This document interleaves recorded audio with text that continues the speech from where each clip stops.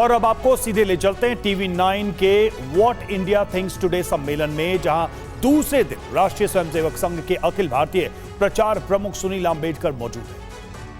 पहले तो आपने समय निकाला हमारे लिए, इसके लिए बहुत बहुत शुक्रिया। और मैं चाहूंगा एक बार फिर से, पहला सेशन है, हमारे पहले गेस्ट हैं, जोरदार तालियां हो यहां पर।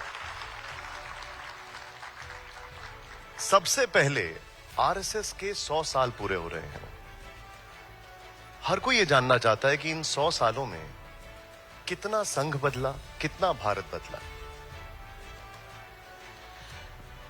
भारत की बात तो पहले होनी चाहिए।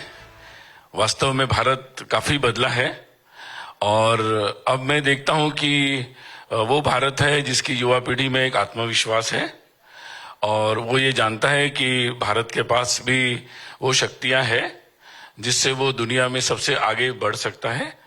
और ये आत्मविश्वास जो है, ये मुझे लगता है कि सबसे बड़ी उपलब्धि है स्वाधीनता के बाद की, कि भारत के लोग अब भारत पे बहुत विश्वास कर रहे हैं और उस विश्वास के साथ आगे बढ़ना चाहते हैं। इसी विश्वास को बनाने में जितना योगदान संभव था वो संघ अपनी स्थापना से ही पिछले 100 वर्षों से लगातार देता रहा और उसके लिए फिर जो जरूरत थी, जैसे अधिक कार्यकर्ता चाहिए थे, देश के हर कोने तक पहुंचना था, हमारे उपक्रम में, कार्यक्रमों में नई बातें जोड़नी थी, जो लोग अभाव में थे उनके लिए नए उपक्रम, सेवा काम शुरू करने थे, ऐसे बहुत सारे काम, या जिससे भारत के लोगों का आत्मविश्वास बनेगा, ऐसे देश के महत्वपूर्ण विषयों पर जहां कई बार अनजाने में लोग अपनी भूमिकाएं स्पष्ट नहीं ले सकते, संघ ने प्रारंभ से ये बात रखी कि उन विषयों पर बिल्कुल बिना भय से स्पष्ट भूमिकाएं लेनी चाहिए और वही अभी तक संघ करता आया है। संघ आपको लगता है बदला है इन 100 सालों में या वैसा ही है? देखिए, वैसे तो संघ, मूल बात जो संघ जिसके लिए बना कि पूरे भारत को एक फिर से अपने पुनर्वैभव की स्थिति में ले जाना है और उस उद्देश्य के लिए पूरे हिंदू समाज को जोड़ना, संगठित करना, देश की एकता के लिए काम करना, वो काम में तो कोई बदलाव नहीं हुआ, वैसे ही चल रहा है। हाँ, बाहर की बातें तो बदलती रहती है, हमारी रचनाएं बदली, हमारे शाखा के समय पत्रक बदला कि पहले केवल शाम को लगती थी, अब जैसे लोगों का समय पत्रक है, सुबह भी लगती है, देर रात को भी लगती है, लोगों की सुविधा से लगती है। तो वो बहुत सारी बातें, गणवेश में भी बदलाव होते गए बहुत सारे, तो बाहरी बहुत सारी चीजें बदली, लेकिन उसकी जो मूल आत्मा है वो वैसी की वैसी है। मेरा अगला सवाल भी यही है कि अगर इन 100 सालों की बात की जाए तो जिस उद्देश्य से संघ बना था, जो फोकस था या जो गोल्स थे, वो कितने प्रतिशत हासिल कर पाए? संघ के काम को ऐसे प्रतिशत में तो नहीं माप सकते, न हम लोगों के पास ऐसा कोई पैरामीटर है, क्योंकि संघ का उद्देश्य ये था कि पूरा जो समाज है उसको मजबूत करना है, उसके अंदर एक आत्मविश्वास लाना है और धीरे धीरे समाज स्वयं ही अपने पुरुषार्थ और कर्तृत्व के साथ जो देश को और स्वयं को आगे बढ़ाने का जो कार्य है वो अपने हाथ में ले ले। ऐसी व्यवस्थाएं समाज में खड़ी हो, ऐसा आत्मविश्वास खड़ा हो, तो मुझे लगता है कि मैंने जैसे प्रारंभ में ही कहा कि उस दृष्टि से एक एस्पिरेशन, एक आत्मविश्वास तो दिख रहा है। और एक बात बहुत बड़ी उपलब्धि ये हुई है, ऐसा मैं मानता हूं, कि अब संघ जिस काम को भी आगे ले जा रहा था उस काम को समाज के बहुत सारे लोग अब समझने लगे हैं और बहुत सारे कार्यों में समाज के बहुत सारे लोग, जिसको हम सज्जन शक्ति कहते हैं, ऐसे बहुत सारे कार्य करने में लोग सामने आ रहे हैं। जैसे हम हर समय देखते थे कि कोई भूकंप हो गया तो हम लोग वहां जाते थे, लेकिन इस बार जब कोरोना का जब ये विपदा आई तो हमने देखा कि हमारे साथ समाज की कितनी सारी संस्थाएं, कितने सारे लोग, बहुत सारे लोग जुड़ गए। तो ये जो एक बहुत बड़ा बदलाव है और मुझे लगता है कि ये जो एक उत्साह है वो मुझे लगता है बहुत बड़ी एक हम लोगों के लिए एक विश्वास बढ़ाने वाली बात है। तो यानी जो आप चेतना लोगों के बीच में लाना चाहते थे वो वहां तक पहुंच रही है। बतौर प्रधानमंत्री नरेंद्र मोदी जी पहली बार नागपुर में संघ मुख्यालय आ रहे हैं। पूरा देश ये समझना चाहता है, जब भाजपा के सबसे बड़े नेता राष्ट्रीय स्वयंसेवक संघ के सरसंघ चालक से मिलते हैं, मुलाकात होती है, तो क्या विमर्श होता है, किन मुद्दों पर बातचीत होती है? स्वाभाविक है कि वो देश समाज की जो घटनाएं हैं उस पर बात करते ही हैं। स्वाभाविक रूप से उन बातों का आदान प्रदान होता है और एक स्वयंसेवक के नाते संघ का जो संदेश रहता है कि हम लोग अपनी स्वयं को अच्छा रखें और अपना पूरा ऊर्जा जो है, अपनी शक्ति जो है देश सेवा में लगा दे और एक अंतिम व्यक्ति की चिंता हो, तो उसी संदर्भ में वो लोग ये बात करते हैं कि हम इस कार्य को किस तरीके से आगे बढ़ा पा रहे हैं और किस तरीके से और आगे अच्छा बढ़ा सकते हैं। नागपुर की पावन धरती, बाकी वो दोनों ही बता सकते हैं कि और क्या क्या बात होती है। नागपुर की पावन धरती जो राम की तपोभूमि रही है, आरएसएस की कर्मभूमि है, यहीं से कुछ ही दूरी पर महात्मा गांधी का सेवाश्रम भी है और यही बाबा साहब अंबेडकर की दीक्षा भूमि भी है। उसी नागपुर में पहली बार हिंसा होती है, जो हमने अभी कुछ दिन पहले देखी, और औरंगजेब के नाम पर होती है और आगजनी भी होती है। क्या कहेंगे आप इस पर? नहीं, कोई भी प्रकार की जो हिंसा होती है, मैंने पहले भी कहा था जब बेंगलोर में इस प्रकार का प्रश्न आया, तो कोई भी हिंसा तो समाज के स्वास्थ्य के हित में नहीं होती है और हिंसा को तो आज के समय में हम लोगों को टालना ही चाहिए। लेकिन अगर कोई दंगाई है और जो जानबूझ के इस तरह से करना चाहते हैं, तो मुझे लगता है कि उनके ऊपर कानून को अपना सख्त रवैया अपनाना भी चाहिए, जरूर अपनाना चाहिए।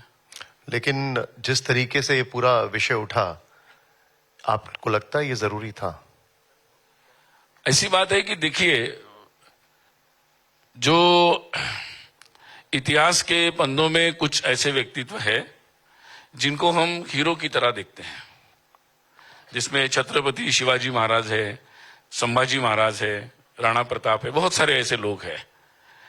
अब कुछ लोग अगर ये बात सोचते हैं कि उनका महत्व कम है और जो आक्रांता थे, जो लोग यहाँ पर आक्रमण करने आए, यहाँ पर एक तरह से हिंसा करने आए, यहाँ की अस्मिता और यहाँ की पहचान को मिटाने के लिए आए, तो उनका गौरवगान तो नहीं हो सकता ना। तो ये विवाद इसीलिए चल रहा है अपने देश में कि कुछ लोग अभी भी ऐसे लोगों का गौरवगान करने में लगे हुए हैं। अगर आप राम जन्मभूमि का विषय लेंगे तो वो विषय इसीलिए उठा ना, मंदिर तो वैसे बहुत थे, विषय इसलिए उठा कि जो भारत की अस्मिता है, भारत का जो गौरव है, उसके साथ कोई खिलवाड़ नहीं हो सकती। अगर इस देश में कोई ऐसे लोग हैं कि जो लोग ऐसे आक्रांताओं के गौरवगान करते हैं, तो वो सही नहीं है। और जब भी कोई ऐसे लोगों का गौरवगान करेगा, तो मुझे लगता है समाज से उनके संदर्भ में आक्रोश उठेगा। आप बिल्कुल ठीक कह रहे हैं। जिन लोगों को औरंगजेब में अपना नायक दिखता है, उन पर तो विमर्श की भी जरूरत नहीं है। लेकिन इस देश में ज्यादातर लोग औरंगजेब को एक क्रूर शासक मानते हैं, लेकिन वो लोग संविधान के साथ भी हैं। उनका ये कहना है कि कब्र खोद देना या जिस तरीके से बातें हो रही हैं, ये सारी चीजें संविधान के विरुद्ध हैं। उनका ये कहना है कि अगर कब्र से परेशानी है तो संवैधानिक तरीके भी तो हैं। ऐसे लोगों को क्या संदेश देंगे? नहीं, मुझे लगता है बातें तो संविधान के अंदर ही होगी। ये बात देखिए, ये बात प्रतीकात्मक है कि भाई आप ऐसे व्यक्तित्व का गौरव करते नहीं करते। इतिहास में जो बातें हैं, जो घटनाक्रम हुआ है, वो तो रहेगा, अपनी जगह है। बस हमारा दृष्टि क्या है वो महत्वपूर्ण है कि हम उस इतिहास को किस दृष्टि से देखते हैं, कि वो भारत के हित में क्या है, भारत के गौरव की बात क्या है और भारत के लिए दुख की बात क्या है, या भारत के मित्र कौन है और शत्रु कौन है। ये मुझे लगता है समाज के जागृति का विषय है, दृष्टि का विषय है, और उसी के अंतर्गत उसको देखना चाहिए। लेकिन आप इस पर क्या कहेंगे, जो लोग कहते हैं कि हम नामो निशान मिटा देंगे, कब्र खोद देंगे, कब्र को हटा देंगे, इनके लिए आपका क्या संदेश? मुझे लगता है कि अपना समाज बहुत समझदार है और लोकतंत्र में किस तरीके से विषयों को आगे ले जाना है, इस चर्चाओं को, इसके बारे में मुझे लगता है लोगों की शक्ति पर विश्वास रखना चाहिए। बहुत ज्यादा चिंतित होने की जरूरत नहीं है।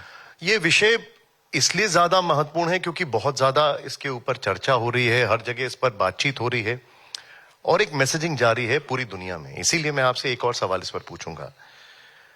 इसमें कोई शक नहीं है कि औरंगजेब देश का खलनायक है, इसमें कोई शक नहीं है।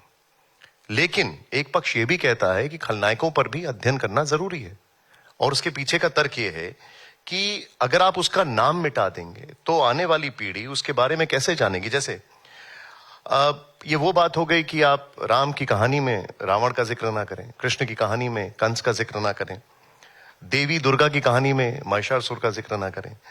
ठीक वैसे ही औरंगजेब के बिना आप छत्रपति शिवाजी महाराज के बारे में कैसे जानेंगे?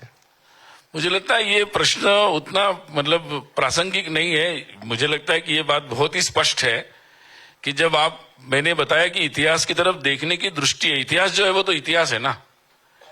राम रावण की कथा है, वो कथा अपनी जगह है। अब हम मुख्य प्रश्न वो नहीं है, मुख्य प्रश्न है दृष्टि क्या है आपकी। आप रावण को क्या मानते, रावण को क्या मानते, यही महत्वपूर्ण विषय है। मुझे लगता है चर्चा का विषय वही होना चाहिए और वही विषय चल रहा है देश में। क्योंकि अब एक और विषय हो गया, वो राणा सांगा के ऊपर विमर्श शुरू हो चुका है। मुझे लगता है ऐसा है कि विषय अपने देश इतना पुराना देश है और इतने वर्षों के बहुत सारे विषय है, तो बहुत वर्षों में जो है इस तरीके से बातों को प्रस्तुत किया गया। बहुत सारे जो हमारे देश के हीरोज थे उनको एक तरीके से हाशिए पर या पर्दे के पीछे ढकेलने के भी प्रयास चलते रहे, और इसीलिए मुझे लगता है कि ये एक आत्मदेश में जगे आत्मविश्वास की निशानी है कि वो सारी जो दृष्टि है, वो जो दृष्टि दोष आया था विजन में, सोचने में, उसको मुझे लगता है कि ये पीढ़ी पूरा ठीक करना चाहती है। अब एक सबसे चिंता का विषय एक और जो सामने आ रहा है वो है बांग्लादेश में जिस तरीके से वहां पर माइनॉरिटीज या हिंदुओं के ऊपर जिस तरीके से अत्याचार हो रहे हैं, जो चीजें सामने आ रही हैं। बहुत कम लेवल पर दुनिया में इसको लेकर आवाजें उठ रही हैं, जो उठ रही हैं वो वहीं के लोग कुछ कर रहे हैं। भारत ने भी इसको बड़ी पुरजोर तरीके से रेज किया है। इस पर आपकी क्या राय है? नहीं, बिल्कुल, ये तो मतलब आज के समय में भी अगर इस तरीके से बांग्लादेश में हो या दुनिया के किसी भी हिस्से में हिंदुओं पर इस तरीके की बात होना या किसी भी मानव समाज पर इस तरीके की बात होना, ये तो गलत है। और विशेषकर मुझे लगता है कि भारत के नाते तो हम लोगों की ये चिंता बहुत ज्यादा है, क्योंकि एक तो वहां पर हिंदुओं पर अत्याचार हुआ, ये भारत की चिंता का विषय जरूर होना चाहिए, भारत के लोगों की चिंता का विषय है। और दूसरी बात, बांग्लादेश के साथ तो हमारा एक बहुत ही मतलब भौगोलिक दृष्टि से भी वो हमारे पड़ोसी है और इतिहास और सांस्कृतिक दृष्टि से भी हमारे एकदम सहयात्री है, मतलब तो इस दृष्टि से मुझे लगता है ये बहुत ही चिंता का विषय है और इसको सब लोगों को इसके बारे में चिंता करनी चाहिए और अंतर्राष्ट्रीय स्तर पर भी एक ऐसा दबाव बनना चाहिए कि दुनिया में कोई भी देश या कोई भी ऐसी ताकतें इस तरीके की बात आगे भी न कर सके और जल्द से जल्द बांग्लादेश में जो हिंदू और अल्पसंख्यक है उनको भी न्याय मिले। खाली चिंता पर्याप्त होगी या फिर, क्योंकि कई बार हम लोग इजराइल का उदाहरण देते हैं, वहां पे नंबर्स भले ही कम थे लेकिन एक अफ्रीकन कंट्री में कई सारे इजरायलीज के ऊपर अत्याचार हो रहा था और उनको कुछ ही दिनों के अंदर इवैक्यूएट कराया गया। क्या भारत को इससे कुछ सीख लेनी चाहिए? ऐसा है, हम लोगों के देश में जो प्रश्न है, हम लोगों के देश में वो उसके संवैधानिक तरीके हैं, इस पर बातें हो रही है लगातार। जो अवैध तरीके से जो भी नागरिक किसी भी देश में आते हैं दुनिया में, वैसे तो नागरिक दूसरे देश में जा सकते हैं, हमारे लोग भी जाते हैं, काम करते हैं, वैध तरीके से जाते हैं, कहीं भी जा सकते हैं, उसके एक वैध तरीके से लीगल तरीके हैं उसके। लेकिन अगर किसी भी देश में और हमारे देश में अगर कोई अवैध तरीके से आता है तो उसे लगता है कि उसे कानून का तो सामना करना ही पड़ेगा और सरकारों को उसके तरीके निकालने ही पड़ेंगे।